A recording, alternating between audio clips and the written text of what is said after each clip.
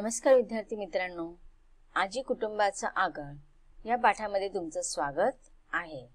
आज आपण कुमार भारती पाठ्यपुस्तकातील धडा क्रमांक 3 आजी कुटुंबाचा आगळ या पाठाचं अध्ययन करणार आहोत आणि या पाठाचा हा सेशन क्रमांक 3 आहे।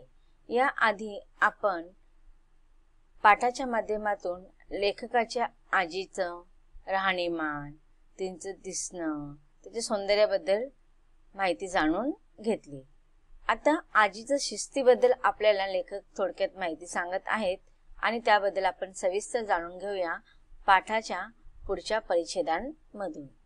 तर मुलांनो, या आधीच्या परिच्छेदांमध्ये आपण पाहिलं की लेखकाच्या आजी जी होती ती फार शिस्तीची होती। मुलांमध्ये कोणत्याही प्रकारचा भेदभाव होऊ नये, 4 कडील 4 सुना, माहिती नाही कशा संस्कारातून आलेल्या आहेत, त्यांच्याकडूनही मुलांमध्ये काही भेदभाव होऊ नये म्हणून मुलांना गोठ्यातच दूध दिलं जायचं।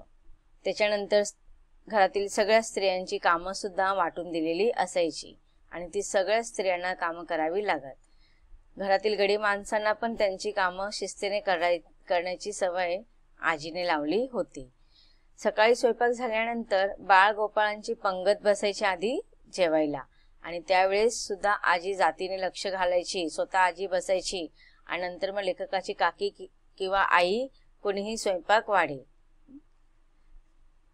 कुणीही काकीही, पण वाढतानाही आजीचा जागता पहारा, धपाटे घालू घालू खाऊ घालायचं।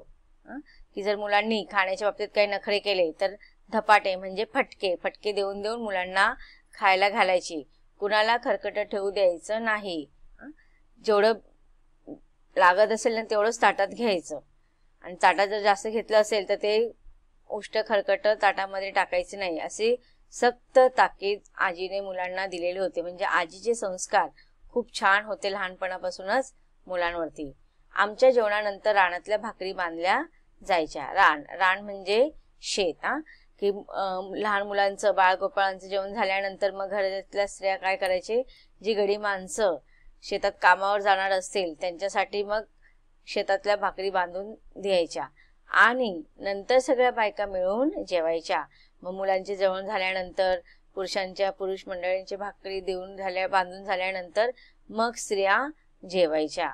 10च्या दरम्यान पोरांना शाळेत पिटाळून दुपारच्या कामाचे नियोजन करून मग आजीची स्वारी ढाळजत येणार। मग बघा, अशा रीतीने मुलांची सगळी कामं सकाळी उरकून झाली की ते शाळेत जायची तयारी करायची आणि 10च्या दरम्यान मुलं शाळेत पाठवायची। पिटाळून लावणे, पाठवणे। आता गावच्या ठिकाणी तुम्हाला माहिती असेल की शाळांची वेळा वेगळ्या असतात। आता गावच्या शाळेच्या वेळा आणि शहरातील शाळांच्या वेळा सारख्या झालेल्या आहेत, पण जेव्हा लेखकाने हा पाठ लिहिलेला आहे ना, त्याच्या लहानपणीची गोष्ट लेखक सांगत आहेत। त्या काळामध्ये ना शाळा जी होती ना ती 11 ते 6 ह्या दरम्यान असायची। मग जर 11 वाजता शाळा भरणार असेल तर 1 तास आधीच मुलांना शाळेत जाण्यासाठी तयारी करावी लागायची आणि निघावं लागायचं, कारण की गावच्या शाळा थोड्या घरापासून थोड्या अंतरावरती असायच्या। मग अशा रीतीने सगळे मुलं जी होती घरातील ती काय करायची, 10 वाजता शाळेमध्ये निघायची। दुपारच्या कामाचे नियोजन करून मग बघा, सकाळी सगळी स्त्रियांची कामं वगैरे आवरून झाली का घरातली, मग दिवसभरामध्ये काय काय काम करायचं ह्या सगळ्यांचं आजी नियोजन करायची आणि मग हे नियोजन ती स्त्रियांना सांगायची आणि मस्तपैकी मग आजीची स्वारी ढाळजामध्ये जाऊन बसायची, म्हणजे पडवीमध्ये जाऊन बसायची। बसता बसता झोपी जाणार, पण झोप भारी सावध, कुठेही खट्ट झालं की आजी तट्ट जागे। मग बघा, आजी काय करायची, सगळ्या कामाचं मस्तपैकी नियोजन करायची आणि मग पडवीमध्ये येऊन थोड्यावर आराम करायची। पण आजी झोपायची, पण आजीची झोप पण कशी असायची, लगेच सावध असायची। जरा आवाज आला की आजी लगेच जागी व्हायची, कानोसा घेऊन पुन्हा डोळं झाकणार। मग बघा, ती अगोदर कोणाचा आवाज वगैरे आला, घरामध्ये काय चालू आहे, स्त्रियांचं तर काय चाललंय का, किंवा कोणी मांजर आली किंवा काय झालं, हे कानोसा घ्यायची आणि जर तिला असं वाटतंय की सगळं व्यवस्थित आहे तर परत झोपून जायची। झोप होता होता गल्लीतल्या बायका जमल्या की वाकळ शिवायचं असो, शेंगा फोडायचं असो की धान्य निवडायचं असो, सगळ्या मिळून एकमेकींची कामं करायच्या। मग बघा अशा रीती सगळ्या सकाळी उठल्यापासून तर आजीचं सगळं घरावरती लक्ष असायचं. घरातली गडी माणसं कामं करतायत की नाही, बालगोपाळ काय करतायत, स्त्रियांची कामं झाली की नाही, हे सगळं कामं नियोजन आराम करायची. आणि झोप होते ना होते तर काय व्हायच्या, गल्लीतल्या सगळ्या बायका आहेत ना आजीच्या घरी, लेखकाच्या घरी जमायच्या.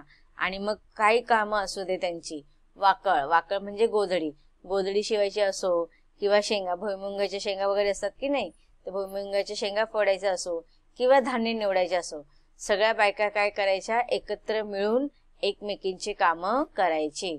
आता तुम्ही बघितलं असेल गावच्या ठिकाणी अजूनही पाहतो की उन्हाळ्याच्या सुट्टीमध्ये अधिकतर कामं शेतीची सगळी संपलेली असतात की नाही. पावसाळ्यामध्ये आणि हिवाळ्याची कामं शेतीमध्ये भरपूर असतात, पण उन्हाळ्यामध्ये अधिकतर गावातील ज्या स्त्रिया असतात त्या थोड्या निवांत होतात. मग उन्हाळ्याच्या सुट्टीमध्ये बघा वर्षभराची कामं असतात ना ती करून ठेवतात. गोधड्या शिवायची, किंवा मग पापड बनवा, कुरडया बनवा, सांडगे बनवा, किंवा मसाला बनवा. तर ही सगळी कामं आहेत ना सगळे बायका एकत्र येऊन करतात. अजून पण पाहतो आपण, जर पापड करायचे असतील ना तर आज एखाद्याच्या घरी जाणार, तिकडचं पूर्ण पापड करणार, मग तिच्या घरचे पूर्ण झाल्यानंतर मग दुसरीच्या घरी जाणार. मग असे सगळ्यांना मिळून मिसळून कामं करायची. त्याने काय होतं की कामं लवकर पण होतात आणि सगळ्या मग एकत्र येऊन मस्तपैकी त्या कामाचं नियोजन पण होतं. म्हणजे प्रमाण वगैरे ह्या सगळ्या गोष्टी एकमेकींना विचारून केल्या जातात. गल्लीतल्या बायका येतानाच काम घेऊन यायच्या. मग बघा आता त्या गल्लीतल्या बायका ज्या यायच्या ना त्या आपापली कामं घेऊन यायच्या, गप्पा पण व्हायच्या, सासूरवास जास अशा सगळ्यांची चर्चा असे. बघा मग एकीकडे काम पण होणार आणि सगळ्या गप्पा पण मारणार.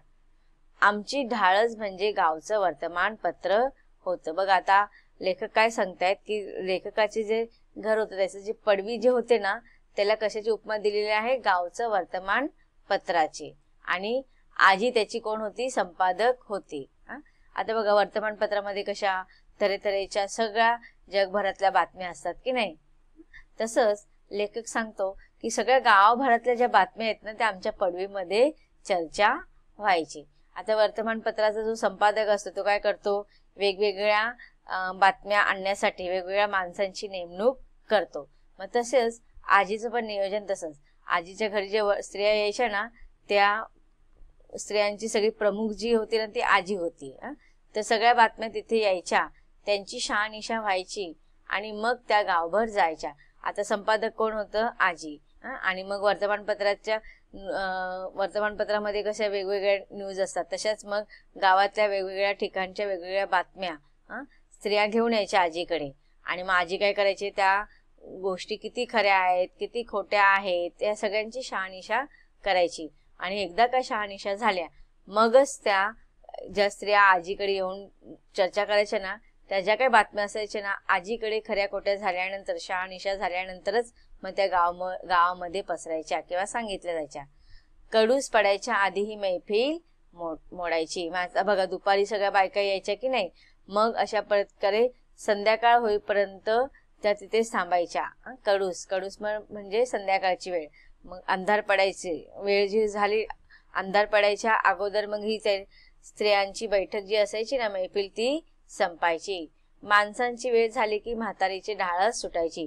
आता बघा सकाळी जे लोक घरातील गडी माणसं शेतात गेलेली असायची कामासाठी, संध्याकाळ झाली का मग ते परत घरी यायचे. मग आता स्त्रियांना आणि आजीला सुद्धा माहिती असेल का आता माणसं घरी येणार, मग हे वेळ माहिती असल्या कारणाने त्या वेळेला बरोबर संध्याकाळ कडूस पडायच्या आधी सगळ्या स्त्रियांची मैफिल संपायची आणि मग म्हातारीची ढाळच त्यावेळेस सुटायची. म्हणजे आता आजीची जी पडवी बसायची जागा होती ना ती तेव्हा त्या जागेवर ना उठायची. माणसं ढाळजत बसायची. आजीची मैफिल संपली का मग कोण येऊन बसायची, घरातील गडी माणसं. रात्री 8च्या दरम्यान ढाळचा दरवाजा लागला आणि एकदा आतनं आगळ टाकली की वाडा शांत व्हायचा. आता बघा सकाळी उठल्यापासून तर वाड्यामध्ये पडवीमध्ये कशी एकदम गजबज असायची. मुलांची धावपळ बघा, ते आपण पाहिलं की नाही वर्णन पाहिलं पहिल्या परिच्छेदामध्ये की गोठ्यामध्ये दूध काढलं जायचं, मुलांचं ते दूध पिण्यासाठी रांगेत उभं राहायचं, दूध प्यायचं. नंतर मग दुपारच्या वेळेला आजी सगळ्या त्या स्त्रियांना घेऊन बसायची, गप्पा मारायची, दिवसभरातली कामं जी असायची ते करायची. त्याच्याने काय व्हायचं, सगळी रेलचेल त्या पडवीमध्ये असायची. त्याच्यानंतर आजीची मैफिल संपल्यानंतर मग पुरुष मंडळी त्या ढाळजामध्ये येऊन बसायचे. मग त्याच्यानंतर मग जेवणं खावणं सगळं उरकायचे. आणि अशा रीतीने रात्री 8च्या दरम्यान ढाळचा दरवाजा लागला. ढाळच म्हणजे त्या पडवीचा दरवाजा जो असायचा ना, मेन दरवाजा, तो बंद व्हायचा. आता तुम्ही बघता की शहरामध्ये रात्री उशिरापर्यंत कामकाज घरातील चालतं, उशिरापर्यंत लोक जागे असतात. पण गावच्या ठिकाणी 7च्या आधीच त्यांची जेवणं खावणं होतात आणि 8 वाजताच लोक झोपी जातात. कारण की सकाळी लवकर उठायचं असतं आणि शेतीची कामं किंवा इतर कामं त्यांना करायची असतात. म्हणून रात्री 8च्या दरम्यान सगळे कामं उरकून झोपायला जाताना लेखक सांगतायत की ढाळाचा दरवाजा लागला की आतून मग काय व्हायचं, आगळ टाकली जायची. आणि मग अशा रीतीने जेव्हा दरवाजाला आगळ लावली जायची ना, तेव्हा तो वाडा शांत व्हायचा. ही आगळ दरवाजाला लावणं किंवा काढणं, ती काढणं म्हणजे आमच्यासाठी दिव्य असायचं. मुळात ही 6 फुटाची लांब आणि पाऊण फूट रुंद अशी सागवानी आगळ एका भिंतीतल्या देवळीत आरपार जायची. आता बघा इथे तुमच्या पुस्तकामध्ये चित्र दिलेलं आहे, दिसतंय का? आता बघा ही दरवाजाला आहे ना छोटीशी कडी आहे आणि ह्या कडीच्या खाली बघा एक मोठा लाकडाचं, एक सागवानी लाकडाची आडवी पट्टी दिसत आहे की नाही? ही जी मोठी आडवी पट्टी आहे ना, त्याला आपण काय म्हणतो, आगळ. आता बघा ही इथे लेखकाने वर्णन केलेलं आहे आगळीचं. किती फूट लांब आहे ती? 6 फूट लांब आहे आणि पाऊण फूट रुंद आहे. आणि बघा इथे थोडी भिंत दिसते की नाही, ह्या कानोसा दिसतोय ना, दरवाजाचा जो कानोसा आहे ना, इथे पण दिसतंय बघा. तर त्याच्यामध्ये ती अडकवली जायची. बघा आता काढताना ती अशी वरती काढणार आणि अडकवताना मध्ये खाली घ्यायची. तर अशा रीतीने समोरच्या भिंतीतल्या देवळीत ढकलणं फार अवघड गणित होतं. आता बघा ती काढायचं, लावायचं, ठेवायचं ही सोपी गोष्ट नसते.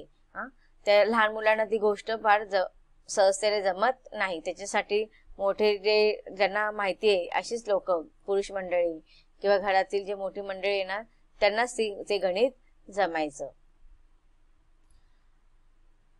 ती आरपार घालवून दरवाजा उघडणं किंवा तिच्या तोंडाला असणाऱ्या पितळी वाघाच्या जबड्यातील कडीला हात घालून ती बाहेर काढणं व समोरच्या भिंतीतल्या देवळीत ढकलणं फार अवघड गणित होतं.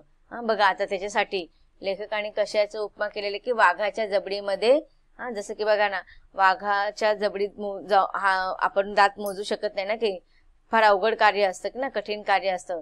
त्याच्यासाठी उपमा दिलेली आहे वाघाच्या जबड्याची. मग ती कडीला जर हात घालून ओढायचं आणि समोरच्या भिंतीच्या ते देवळीत ढकलायचं फार कठीण कार्य आहे, म्हणून त्याला वाघाच्या जबडीत हात घालण्यासारखंच म्हटलेलं आहे. मग अशा रीतीने बघा ही आगळ म्हणजे दरवाजाचं, पर्यायाने वाड्यांचं आणि भरभक्कम संरक्षण कवच होतं. मग बघा हे जे आगळ म्हणजे ना, काय सांगितलेलं लेखकाने, दरवाजाचं रक्षण करते, म्हणजे दरवाजा कोणीच उघडू शकत नाही. तसंच पर्यायाने त्या वाड्याचं सुद्धा भरभक्कम असं संरक्षण कवच होतं.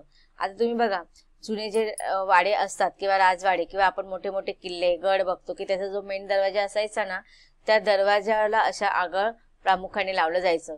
आणि ते एकदा लावल्यानंतर आहे ना, त्या गडावरील किंवा त्या वाड्यातील लोक निश्चिंत होऊन जायची. आपण बघतो की गावच्या ठिकाणी एकांतामध्ये जर घर असेल आणि त्यामुळे तिथे ना चोरांची, दरोडेखोरांची फार भीती असायची आणि नेहमी अशा दरोडेखोरांची पासून वाचण्यासाठी अशा संरक्षण भिंतीला आगळ लावली जायची. गडावरती पण तुम्ही पाहिलेलं असेल. मग ज्या वेळेस अशा आगळ जेव्हा दरवाजाला लावली जायचं तर त्यावेळेस घरातील लोकांना सुरक्षितेची भावना निर्माण व्हायची. त्यांचं संरक्षण कवच हे भक्कम असलं पाहिजे की नाही, घरामध्ये चोर दरोडेखोर घुसू नये, याच्यासाठी ही भरभक्कम संरक्षण कवच अत्यावश्यक असायची. दुपारी एकदा आगळ टाकली की उन्हाचं सुट्टीचं आम्हाला बाहेर पडायला संधी नसायची. तसंच रात्री त्या आगळीचा आधारही तितकाच वाटायचा. मग बघा अशा रीती संकट आपल्यावर येऊ नये, रात्रीच्या वेळेस कोणतेही संकट येऊ नये, तर आगळीमुळे दरवाजाला जी आगळ लावायला जायचं त्याचा खूप आधार लेखकाला आणि लेखकाच्या घरातील लोकांना वाटत होतं. ज्या तऱ्हेने पूर्ण घराचं संरक्षण ह्या दरवाजाला लावलेल्या आगळीमुळे होत होतं ना, तसंच या कुटुंबाचा जो आधारस्तंभ जो होता ना, तो आजी आहे. म्हणून या पाठामध्ये आजीला आगळ म्हटलेलं आहे कुटुंबाचं. ज्या रीतीने ह्या दरवाजाला लावलेलं आगळ 4 भिंतीच्या आतमधील घराला संरक्षित करतं, संरक्षण देतं, त्या घरातील माणसांना संरक्षण देतं, त्या घरातील माणसांना आधार वाटतो, तसंच या पूर्ण कुटुंबाला अशा घरातील ज्येष्ठ लोक असतात, आजी आजोबा, त्यांचा पण तितकाच आधार असतो. घर आपलं संरक्षण असतं. छोट्या छोट्या गोष्टी, छोट्या छोट्या संकटातून ते मार्ग आपल्याला सुचवत असतात. म्हणून अशा रीतीने लेखकाने आगळची उपमा या पाठामध्ये आजीला दिलेली आहे. मग आपल्याला कळालं का आगळचा अर्थ काय आहे? आगळ म्हणजे अडसर नाही तर आधार. म्हणून आजी आपल्या ह्या कुटुंबाची कशी काय आहे? आधार. तिने शिस्तीने ह्या कुटुंबाला संस्कार दिलेले आहेत. तर पाहूया या पाठामध्ये आलेले परिच्छेदातील कठीण शब्दांचे अर्थ. ढाळस, मोठा वाडा वगैरेंसारख्या घराच्या मुख्य दरवाजाजवळची आतल्या बाजूची जागा किंवा पडवी. वाकळ, गोधडी. कडूस, काळोख होण्याची वेळ. आगळ, अडसर. येथे अर्थ भक्कम आधार. देवळी, भिंतीतला कानोडा. वाक्यप्रचार आणि त्यांचे अर्थ पाहूया. हुकूमत गाजवणे, अधिकार गाजवणे. कटाक्ष असणे, खास लक्ष देणे. तर विद्यार्थी मित्रांनो, आतापर्यंत आपण लेखकाच्या आजीचं राहणीमान आणि त्यांच्या शिस्तीचं वर्णन पाहिलं. लेखकाने या परिच्छेदाच्या माध्यमातून आजी त्यांच्या कुटुंबाचं आगळ कसं आहे याचं वर्णन केलेलं आहे. अजून सुद्धा आपल्याला आजीबद्दल लेखक भरपूर माहिती देणार आहेत, पण त्याबद्दल आपल्याला शिकायचं आहे, पण ते पुढील भागामध्ये आपण शिकूया. धन्यवाद.